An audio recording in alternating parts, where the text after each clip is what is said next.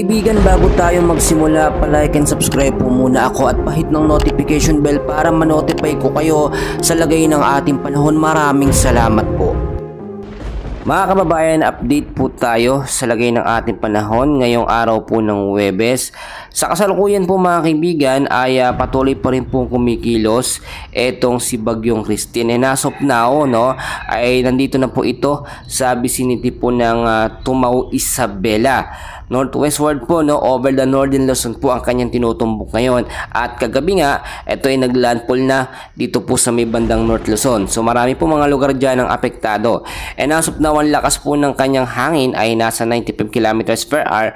Malapit pa rin po sa sentro na may bugsong pumapalo sa 160 km per hour.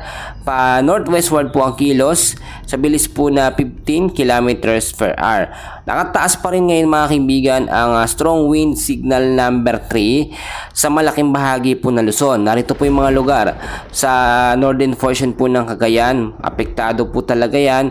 Nakaraang araw pa, Tuguegarao City mga kaibigan, malaking bahagi niyan apektado po. Isabela, Quirino, Nueva Vizcaya, Kalinga, Mountain Province, Ifugao, southern portion po ng Abra, apektado po dyan, Benguet, kasama din po ang northern at central portion po ng Aurora, malaking bahagi po ng Nueva Ecija, Lupao, San Jose City, Pantabangan, Gimbao, Santo Domingo, maraming lugar po dyan ang apektado. Ito pa, northern portion po ng Tarlac, apektado po ng strong wind signal number 3. Kasama rin po dyan ang malaking bahagi po ng Zambales, ang ilang bahagi po ng Pangasinan, La Union sa mga hindi nakakaalam, at ilang bahagi po ng central at southern portion po ng Ilocos Sur. Signal number 3 po yung mga lugar dyan mga kaibigan. So inaasahan na itong lakas ng hangin na ito ay tatagal po ng 18 hours na may bugso at lakas ng 89 to 117 km per hour. So maging handa na lamang po tayo. Nakataas pa rin ng strong wind signal number 2 sa ilang bahagi po ng Ilocos Norte, the rest po ng Ilocos Sur, Apayao, the rest po ng Abra, ilang bahagi ng Cagayan kasama ang Babuyan Islands, the rest po ng Aurora, the rest po ng Nueva Ecija, Bulacan, ilang bahagi ng Tarlac, Pampanga, the rest po ng Zambales, Bataan, Metro Manila, Cavite, Laguna, Rizal, Batangas, northern portion po at central portion po ng Quezon, apektado po ng signal number 2. Kasama rin po dito mga kaibigan ang ilang bahagi ng Polillo Island at Lumbang Island, Nakataas din or posibleng tumagal po yan ng 24 oras na may lakas ng hangin na 62 to 88 km per hour.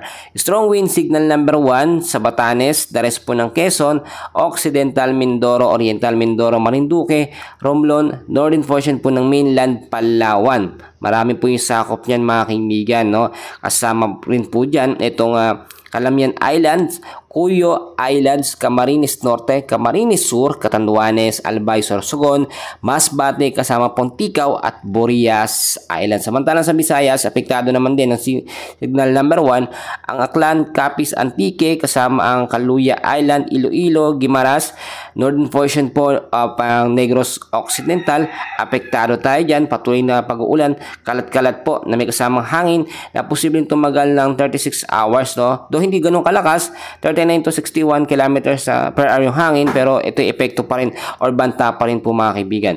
So patuloy tayong mag-antabay mga kababayan ko sa lagay ng ating panahon dahil patuloy po kumikilos at aasahan po within the next 12 to 48 hours may chance na ito ay mas lumakas pa at magbago ang direksyon. So bantayan po natin yan. So wag yung kakalimutan mag-like and subscribe for more weather updates. Maraming salamat po.